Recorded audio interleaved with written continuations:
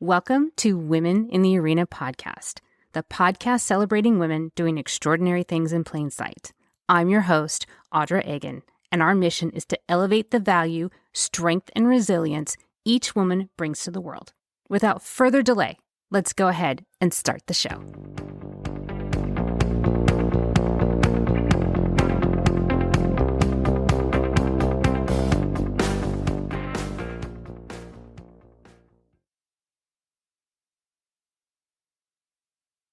Welcome in, everyone, and thank you so much for joining me again this week. This week, I have a woman that sets a bar pretty darn high when it comes to achievement. So hold on just a minute and let me tell you a little bit about her. I am joined by Jenn Ferrer, and first of all, let's get to all of her accolades. She has a master's in communication, and she is a very unique coach where she teaches leaders, specifically women, on how to lead based on neuroscience, which is really unique. Her work has been featured in some pretty impressive publications, including Forbes, Huffington Post, and American Banker magazine. Now, if that didn't impress you all that much, the fact that she did all of this after she had a stroke at 26 should. Like I said, she's a champion, and she's a champion at life. So we've got a lot to learn from her. It is my pleasure and my honor to introduce to you Jenn Ferrer. Jenn, thank you so much for being here, and welcome to the show. Audra, that was wonderful. Thank you so much. I love the show. I'm such a fan, and I'm really grateful to be here. I'm grateful to know you. You were a guest on our podcast at Rewire. Yes. Steve Scanlon interviewed you, and he got off that call and he was like, you and Audra are going to be best friends. And so it was one of those things, right? We didn't plan for it. We just kind of met each other, and I'm just so pumped to be here. And I love what you're doing. Yeah, and thank you for saying that. And I'm so happy that you're here. And being on your show was just such an interesting and happy accident. I hadn't heard about the work that you had been doing, but now that I've been following quite a bit and realized that we're on very similar paths, just taking it in a slightly different direction. And you have a very unique path and a very unique story.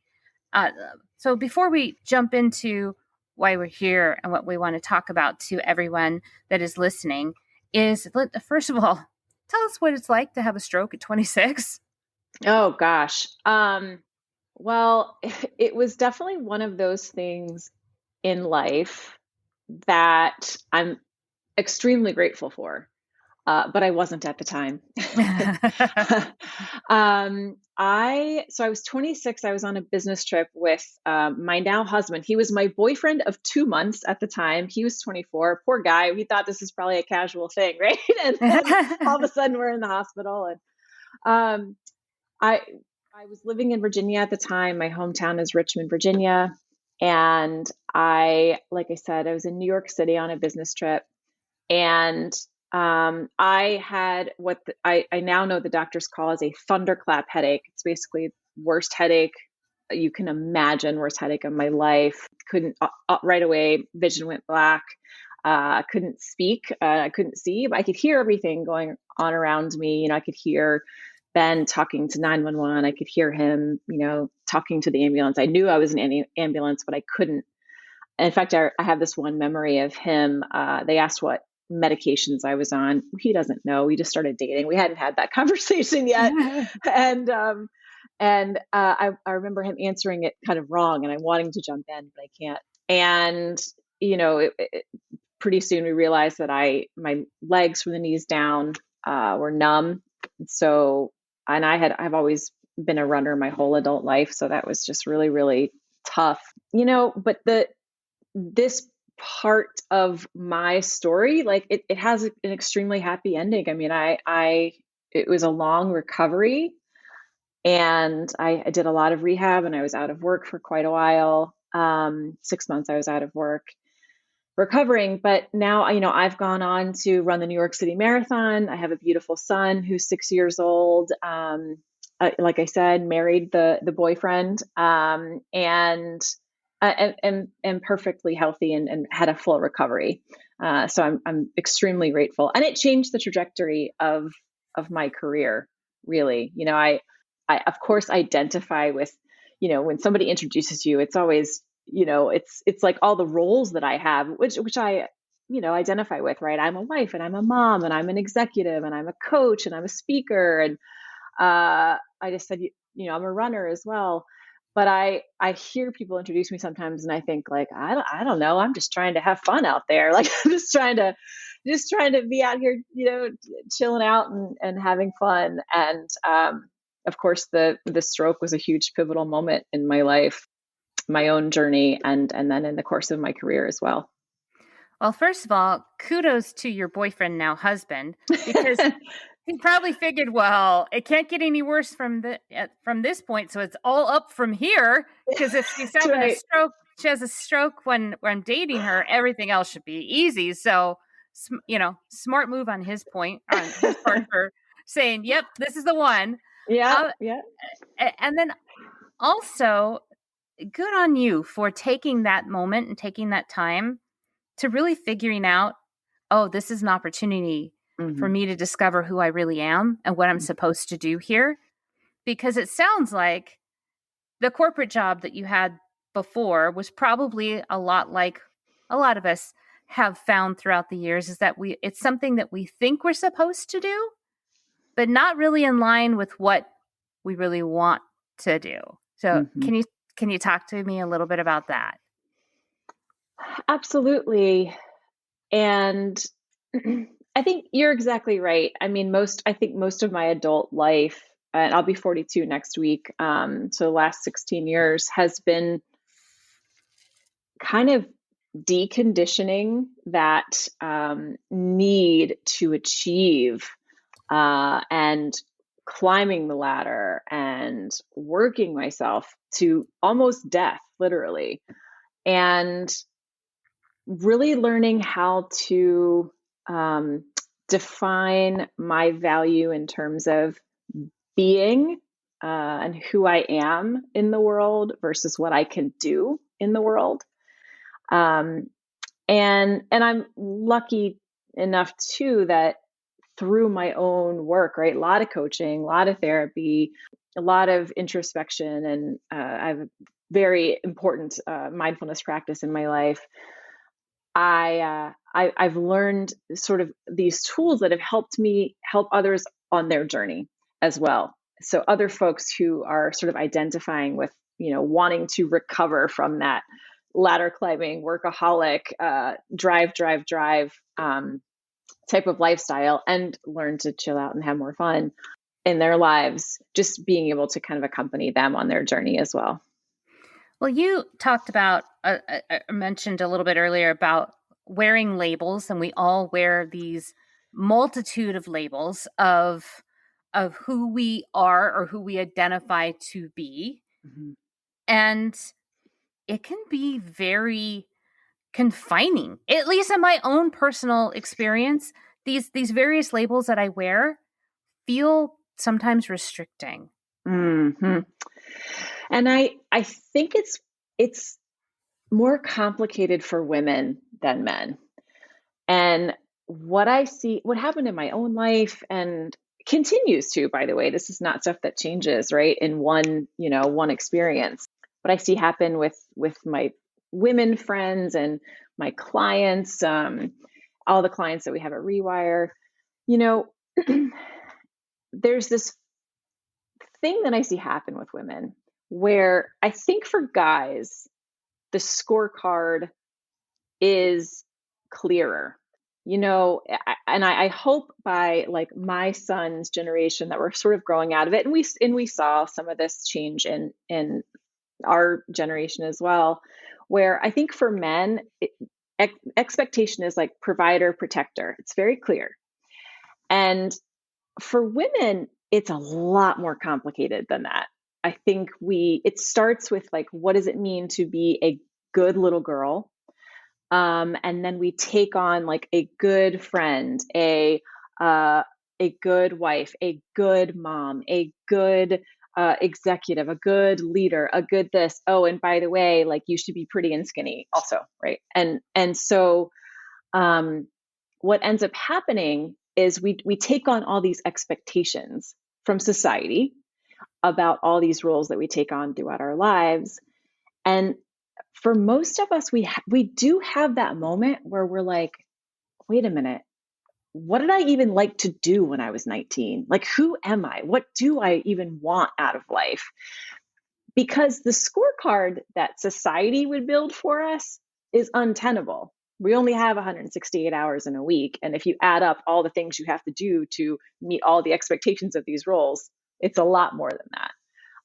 And so there's this exciting opportunity, I think, for women to define for ourselves what success and fulfillment look like for us in life and create our own scorecard. And I think that that is a really unique opportunity that we are being afforded now. And I wouldn't say that society in and of itself is affording it to us. I think we've all just started collectively decided together that, hey, I think we want something a little bit different. And I think I wanted something a little bit different that society wants for me, or I want something different than you want. And that's totally okay. They don't have to look the same. I think that we're starting to redefine what we look like and what we want to do. And we're no longer caring what society is dictating to us on what we should or shouldn't be doing and what is good and what isn't good. And I mean, when you said good, that really triggers me because we're always supposed to be good at everything. How come it is that guys get the label bad boy and it's okay? I mean, it's suddenly that's attractive. But if you're a quote unquote bad girl, there's something wrong with you. So that sort of feels uncomfortable for me. What do you think? Well, look, there are a lot of things that guys get away with. Totally. That women don't. I think to me, like the most significant thing you just said there was really like, I think is the new feminism, which is, I think growing up, I was always sort of given the message like I could do anything the boys could, right? Yeah. And I was given that message too. Yeah. And even a lot of my career and all the research I've done around like, okay, how do we get more women into the C-suite? Well, I used to write and speak a lot about that in 2015, 16, 17. And I'm even reevaluating that piece, that phrase, because I think this new wave of feminism is exactly what you're talking about, which is like, yeah, we could have all the same jobs as the guys, but some of these jobs suck. Yes, they do. And the way that they have historically been done also sucks. And maybe what ambition means for me, or what success means for me, is like not being stressed, like not being exhausted. Maybe what ambition means for me is I play guitar in my backyard around the campfire. That's what I want to do, right? And so that's what's really exciting to me with the direction of women in the workplace. And I relate to the idea of being an ambitious woman, right? That phrase, but it means something different to me now. I will say over the last 2 years, as I explained on your show with Steve, is that it's given me perspective that I'd never had before, because my world came to a halt just like everybody else's. And my ambition started to change a little bit too, to a point where I was like, I don't recognize this new feeling, which is this desire to rest, this desire to create, which I had no idea that I had in me. And it feels more comfortable when I sit back and evaluate it, it feels way more comfortable than all the other stuff, all the crazy ambitious stuff and chasing the brass ring and all that stuff has felt Mm-hmm. in the last, 25 plus years. Yeah. Well, and good for you for taking advantage of that time, because I think what happens is when we get into go mode, and we can get very addicted to the achievement, and we can get very addicted to stress. When we're in that mode, we actually can't be reflective and creative about what we really want. When we're in that stress cycle and our cortisol remains elevated, we actually sort of can't slow down, right? And can't slow down in any substantive way that where we can say, well, gosh, like, what actually is my body telling me? What is my intuition telling me? Like, what are these other parts of myself in addition to this hustle, this go mode that I have within me? And so I think a lot of, it's interesting. I saw kind of two things happen during the pandemic. I think overwhelmingly people got into go mode even more, actually.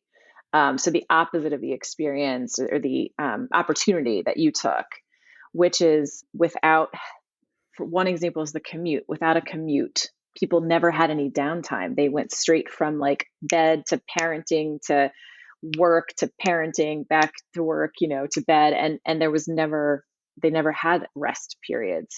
So I actually saw that kind of be the overwhelming trend.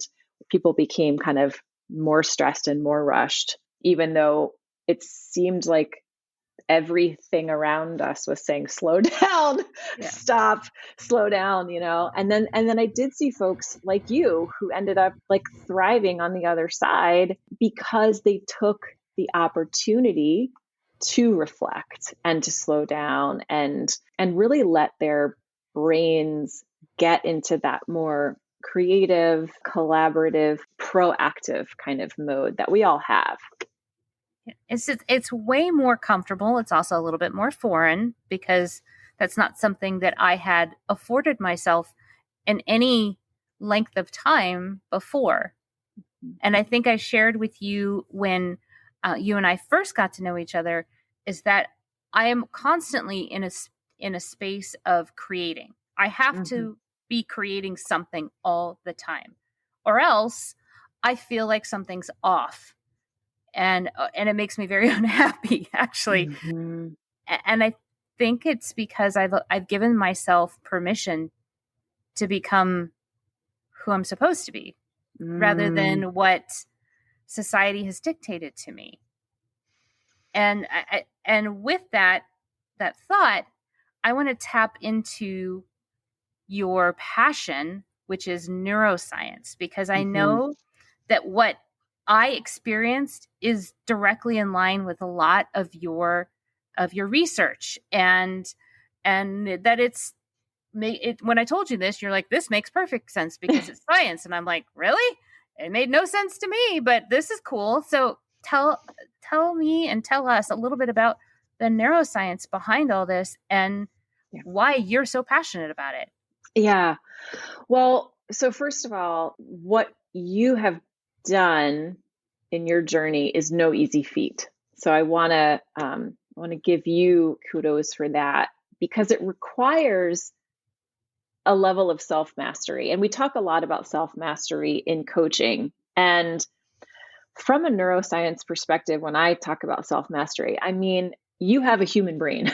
I have a human brain. There are ways in which the human brain work for us that are amazing and great and allow us to create just extraordinary things in life. And there are ways that the human brain works for us that are unhelpful to becoming who we are really meant to be, who we want to be, and operating in the world in a way that is really our highest self. And one of those ways is just the kind of simple fact that our brain has like two modes. For all of its complexity, it's actually pretty simple. So the brain is always operating in one of two modes. The brain is either defending against threat, and that's a very reactive, kind of automatic instinctual mode, or the brain is seeking reward. And we talk about that in neuroscience as being a toward state. We are moving towards something. And that is associated with thinking that is a lot more proactive, more creative, slower, and more deliberate. So the brain's number one job is to keep us alive. Like for you, it's not actually creating or structuring alone, and for me, it's not actually, having these creative and collaborative, fun conversations with people. The brain's number one job is to keep us alive. And because of that, the brain spends about 4 times the amount of time defending against threat and reacting than it does being proactive. In fact, the latest research says that like over 90% of human action is actually reaction. And so that's why life can sometimes feel like this game of whack-a-mole where we're just kind of like reacting to the next thing, the next email, the next phone call, the next this, that. The problem though is like when we are defending and reacting, it doesn't feel very good. It's not good for creativity. It's not good for relationships. A side note about the brain is that the brain actually doesn't know the difference between an actual physical threat on your life and a social threat. Belonging and social acceptance is so hardwired into us for survival that the same areas of our brain, the distress center in the brain, lights up if we feel like we're being excluded as what lights up in our brain when we are actually in physical pain. So that's if you've ever gotten an email and it felt like, oh my gosh, this person is out to get me. That was your brain working exactly perfectly. That's how it works. And so all of that to say, the brain has these two modes, kind of reactive and proactive, and they're associated with different kinds of thinking. And in order to switch modes, which we can do that pretty quickly, actually. Something comes in, it stresses us out, it has the potential of knocking us off of our game the rest of the day or week or month, or we can learn how to switch back into proactive, reflective, a more deliberate kind of way of being. And so when you talk about, I discovered this new way of being, and the coach in me really wants to ask you about this, but you needed to learn how to do that and how to let yourself do that. Ask away. No holds barred. Ask me whatever you want. Well, so, I mean, how did you become aware, 2-part question, become aware of this other way of being, this creative way of being, and how did you make it a habit? Okay, so I'll take the first part. And I say that's easy, but it wasn't easy. I did not handle the pandemic initially, the lockdown. I did not handle it well at all. At all, because my entire world came to a screeching halt and I was used to running at 100 miles an hour and then I stop. That's not fun. That's very uncomfortable.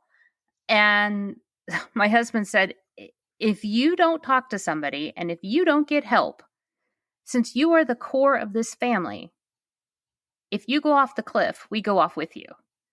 And that scared me enough that not that I would go off the cliff, but that my family would go with me.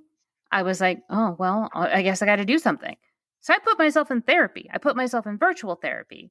And because I never actually physically saw my therapist in person, but I put myself in therapy to figure this out on what in the world was going on.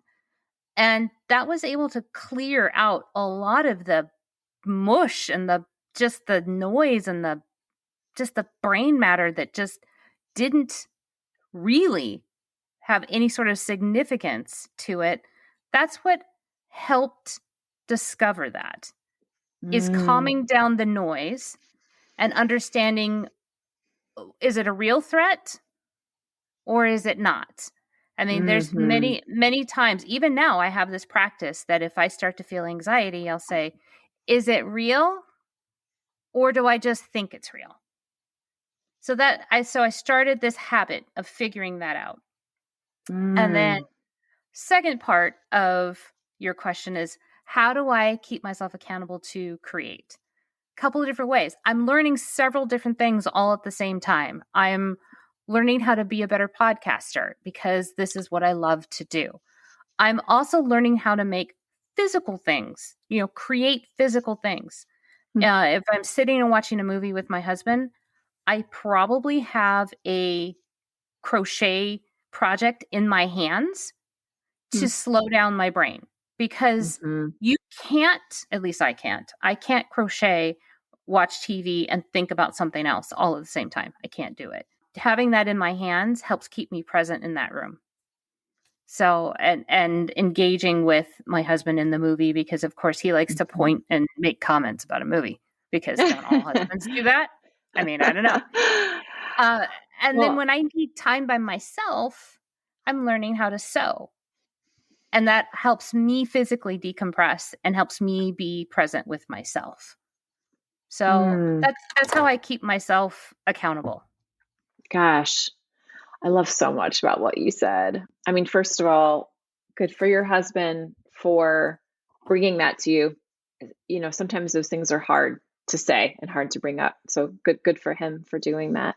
So much of what you talked about, gosh, I can relate to in my own life, and just in being sort of flipped and in the coach's seat, so much has to happen in order to have an insight. We talk a lot in coaching about insights, that moment where you're in a conversation with somebody and you're like, well, now that I'm talking about it, I see it differently. We're like, oh, well, I realize I just, I just said something and then the second later I contradicted myself. Like, what's that about? And you can kind of get curious about it. But in order to have those moments of insight, you use a phrase, slow down. It is very much about you have to kind of slow down. And good coaches and good therapists, like, we're trained and we have learned how to create an environment where people sort of slow down, right? Create that psychological safety, create that towards state that I mentioned a few minutes ago, to create conditions for them to do their best thinking.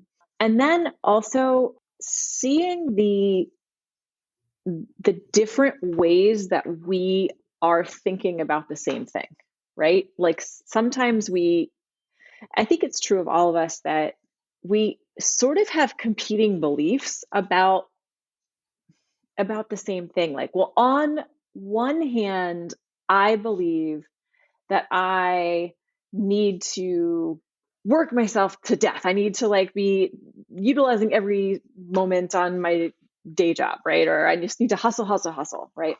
But on the other hand, I also believe that if I take some time to nurture my creative side, if I take some time for me, my athletic side, if I take some time for me, I know I'll be better at my job. I'll be better as a wife. I'll be better as a mom. I'll be better as a citizen of the world. And so we sometimes have to, I think in what therapy and coaching can do is help us unearth all of those different ways we think about a situation or think about something like ambition or creativity. And then we get to pick the mental habits that actually reinforce who we want to be in the world and who we want to become. And that choice is ultimate empowerment. You talked about ambition changing for women. Mm-hmm. And I'm wondering, how does that relate to the work you do with neuroscience of leaders? Mm-hmm. So how is that translating if if these women are choosing their own adventure now rather than choosing what society has said, and you are teaching them the neuroscience of being a leader. I'm wondering how that's been evolving and what have been the results. Okay. I know, a big, fat, juicy question, but I'm super curious as to what that looks like together. Gosh, there's so many ways I can go with that. I want to say first that specifically around women, the common narrative around women and ambition and leadership is incomplete. The common narrative that made it from the peer-reviewed journals into the press and into popular culture is incomplete. What I mean by that, and by the way, there's sort of the collective cultural mindset around women in leadership, and there's systemic bias, and we need to change a lot about our society in order to support women and give us more opportunities and more advocacy, especially women of color. And there's also this individual piece, which is really where, coaching plays in. So I'm going to speak a little bit more towards the individual mindset piece. The common narrative around women in leadership or ambitious women and women making it to the top goes something like this. Women hold ourselves back because we don't lean in, we don't speak up, we don't step into the arena, and that is very incomplete. The part of it that is true and that, gosh, is borne out in research. There's a few parts of it that are true, and then I'll tell you some pieces that I think are less well known that the research shows. So women, and this will probably be no surprise to you, it wasn't to me, we're really hard on ourselves. Did you know that? Did you know that women are hard on ourselves? I had no idea. None. Completely new information. I know. Shocker. Oh my gosh. So there was a decades-long research program, two pioneers of this field, Bob Kaplan and Rob Kaiser. I worked with them for 5 years of this program. We looked at 360 surveys. So that's like, for anyone listening that doesn't know, that's when a 360 survey is when you rate yourself on certain competencies, and then your coworkers 360 degrees around you. So your boss, your direct reports, and your peers also rate you on those same competencies. And what, after analyzing tens of thousands of 360s, we found out is that women are twice as hard on ourselves as our colleagues are, and twice as hard on ourselves as our male counterparts are. Now, when I say twice as hard, that kind of doesn't sound that much, but for sake of simple math, if you think about rating yourself on a 10-point scale, Jenn does effective follow-up.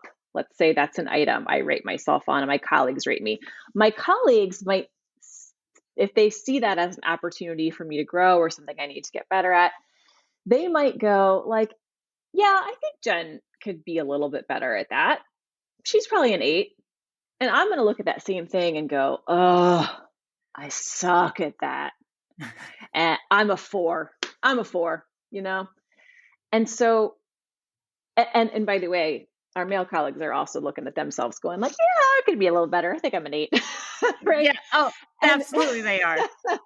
And that manifests in a lot of different ways. So that kind of being hard on ourselves, that lack of confidence, it comes out in a couple of ways. One is the popular narrative. Like, yes, it does mean for some of us that we hold ourselves back in some way. We don't speak up. We don't lean in. For others of us, it can come out as this need to prove ourselves, which is actually can manifest as the opposite of holding ourselves back. Like what that looks like is sort of over talking, over explaining, working too much, busyness, taking on too much. And that is related to, you asked with the neuroscience, that's related to this wiring that women have to be really responsible. So what happens when we're sort of hardwired to be responsible, and then we've taken on this kind of mindset that we need to prove ourselves, what happens is that sense of responsibility tips over into this exaggerated sense of responsibility where we start being the one to do all the things. And we sort of get ourselves branded as, oh man, she can get a lot of stuff done. She can get a lot of stuff done. The problem with that, with being the person doing all the things, is that in order to advance in our life and in our careers, whatever that means to us, we also need to think. We can't just be doing. We talked about this earlier. We need to be reflecting. We need to be in a creative space. We need to be planning. And what can happen to women, I think, especially in corporate America, is we sort of get seen as a really good right-hand man, for lack of a better term, because we get a lot of stuff done. But then we're up for the next opportunity and it's like, oh, she's not strategic enough. Well, that may not exactly be true, but I think a lot of us haven't, I loved your phrase earlier, haven't given ourselves permission to step out of the doing and the checking off the list long enough to be creative and do some of the strategic thinking. And so that is a really big piece, I think, of the narrative that we're missing. How do we change that? And that's something, I guess, as you have been explaining it, and I've been thinking about it as you've been explaining it, that's some internal work that needs to be done, obviously. But I also think there's an opportunity for some external work too, meaning that we as women, and to teach our male counterparts that I'm good at all this other stuff, and I don't want to be your mom. I don't want to be your work wife. I don't want to do any of that stuff anymore because none of that ever felt great. I want to be my fully realized self. So I'm saying this out loud because I'm thinking that, yes, the internal work is important, but the external part, I think, is just as important. What do you think of that thought I have rolling around in my head? Yeah, I mean, they inform each other very much. There is a piece of the internal where we have to learn to say no to busyness and not take on more responsibility than is within our scope of responsibility. That is the internal work. The system that we're in, which is the external piece, is really important as well. I say this tongue in cheek, but I really mean it. Look at your male colleagues. Say no to the busyness that they say no to, if they're not doing it, if your male counterparts are not doing it, then not to say they're making the right decision, but there might be some good information in there for you. Look at that. When I do sort of company-wide talks, I share this information about women and how we're so hard on ourselves, because I think it's really important that we understand that is something. Look, this is a decades-long research program. This is stuff I can show you quantitatively to be true. And I think that's really important for everyone to know. It's not just on us to, for lack of a better term, fix that about ourselves. It's really important that we understand that that's part of the organizational dynamic. For companies, like one thing that can be really helpful is to have a culture of 360 feedback. Because what happens is when, let's say, I think I'm doing a lot worse at my job than I really am, and then I get feedback from 10 colleagues, what ends up happening is I'm like, oh, they think I'm good at that. I didn't think I was good at that. Maybe I am. Or like, man, I've been beating myself up over this one thing. And like one person sort of alluded to it out of the 10, but everyone else didn't even think about it. Right. And so having a culture of of constructive feedback. Constructive feedback could be a whole other episode, but having a culture of constructive feedback, understanding that women are hard on ourselves, and also that we need to be given strategic opportunities, right? To be taken out of the busyness or the role of taking notes at the meeting, whatever, however that manifests, and be given the strategic and be in the strategic conversations. The external and the internal in that way work together. Yeah, it's funny that you mention being the note taker in meetings, because I've been in many rooms where whoever's leading the meeting will always defer to a female. Will you take notes? Say no. Say no, I need to be doing other things. And the other thing, when you do get the opportunity to be in a room, like a physical room with other people, and there's coffee cups or what have you, stop picking up after other people. I stopped doing that because it's just such an automatic thing. And it's not, is it my fault? Probably, but it's also what I've been trained to do. I'm a mom, I'm a wife. I'm constantly picking up after stuff. I mean, even our virtual assistants these days, like Alexa and Siri, like they're all female voices. It drives bonkers. Yes, because I think about my 6-year-old, and I'm like, he's even hearing that our assistants in our house, our virtual assistants, have female voices. Yeah. Well, here's a tidbit to that. On my Apple phone, because if I say the name right now, it'll start going off. I changed the voice to a British dude. Yeah. And the voice on the Amazon devices, I've changed to Samuel L. Jackson. So nice. You can fix this. And I decided to fix this. And that's the weird way that I did it. So retraining. I'm retraining myself and everybody else in the household that, hey, everybody can pitch in. This is not just a me thing. This is everybody.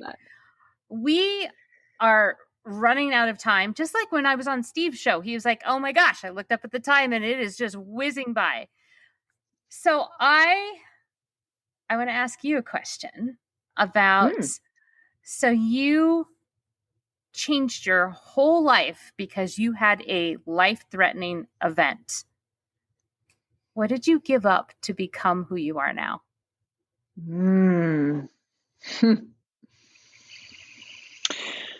The biggest thing, I love that question. I'm going to use it in coaching. The biggest thing I think I'm still working on giving it up, is the pressure I put on myself to have it all figured out. You and I, we talked about this a little bit the first time we met. I think that we put so much pressure on ourselves to have it all figured out. And look, if my stroke taught me anything, and the pandemic, I mean, the last 3 years, if we learned anything, we don't know anything. We don't know anything. Nothing. Not a clue. And we are definitely not in charge at all. No. And yet we just spend so much time just stewing over what we're going to do. And if I do X, then Y, and then Z, and going through all these scenarios and planning. And the truth is, I think that if we're all honest with ourselves and we look back on our lives, and this is definitely true of my life. Like when I look back at the best things that happened to me, they just happened, right? They didn't happen as a result of me staying up all night thinking about it or worrying about it. They happened. And so I really try to remind myself, I don't have to have it all figured out. It's going to work out. It's going to be fine. whether I think about it, like blood, sweat, and tears, grind it out, no matter what I do, everything is going to be okay. And so that has been something I've had to give that up. And when I say give it up, I truly mean that, because I was one of these, I was just one of these kids that was really rewarded for being smart and achieving and for my brain. And so me being a person who figures things out was really core to my identity. Making that shift has been a big one for me. But I'll tell you what, I like it a lot better on this side. Me too, because I call that a recovering type A personality. So I'm in recovery, which means that I have to learn it every single day. Yes. Yeah. It's not something I learn and it's one and done. It's something that I mean, let's face it, it's a lifelong habit. I'm not going to fix it in 2 years. That's right. I have to always be present in the moment and go, oh, I'm doing it again. Yeah, we say that all the time, actually. Like, I'm like, well, in coaching, we can't give you a personality transplant. You wouldn't want one anyway. But all these things that these mental habits and these kind of ways of feeling, these patterns are decades in the making, right? I mean, they're decades in the making. And so rewiring and changing our mental habits, it is done a little bit at a time by just doing the next thing on the next day. And you do that enough days of your life, and 6 months, a year down the road, you look back and you're like, I'm an entirely different person. Yeah, it's those little incremental steps that lead to the big changes. You just don't realize you're doing it because you're in the middle of it and you're taking one little step at a time. Exactly. So you gave me a perfect segue as to saying, if any of what we've been speaking about today resonates with the audience and they want more information about how to rewire their brain, maybe choose their own adventure, choose their own ambition, and maybe help themselves not be in that constant fight or flight mode with their brain, how would they get in contact with you to talk to you and ask you these questions and maybe even coach with you? Thanks for that. The best way is probably email. It's Jenn, Jenn, at rewireinc.com. I'm also pretty active on LinkedIn, Jenn Ferrer, and also on Instagram. And that's just Jenn Ferrer, first and last name is my name on Instagram. Excellent. So everybody who has any curiosity, please, I encourage you to please reach out to her, because she has fascinating science, more science than we could possibly talk about in an hour. And she has so much knowledge and so much opportunity for us all to grow from that is definitely worth the connection, for sure. So Jenn, I'm going to give you some space before we let everybody go. So I want to give you an opportunity to leave a final lasting thought with everybody that's listening to us. Thanks, Audra. One thing I was thinking about when you asked, what I gave up, and I said the need to have everything figured out. I think that I would have people really focus on cultivating trust in their lives. By that, I mean like trust in yourself, trust in others, investing time in being trustworthy for the people in your life. Also, trust that everything does work out. Everything will be better than before. Whether that for you is, trust in God, trust in the universe, trust in Mother Nature, just cultivating your beliefs around sort of the natural order of things, and just knowing whatever it is for you that helps you connect with that sense of everything is going to be fine. It's going to be better than fine. If I could leave folks with one thing, it's that: just cultivate trust in your life everywhere you can. That advice is worth its weight in gold. thank you for leaving us with that. And thank you for spending some time with me today and having this amazing conversation. Yes, this was really fun. Thank you. We will do this again. As I made Steve promise to bring me back, I'm going to make you promise to come back, and we'll think of something cool and different to talk about. I'd love to. This was really fun. Thanks so much, Audra. Thank you again, and thank you to all of you for listening, and we'll see you again next time. This is just the beginning.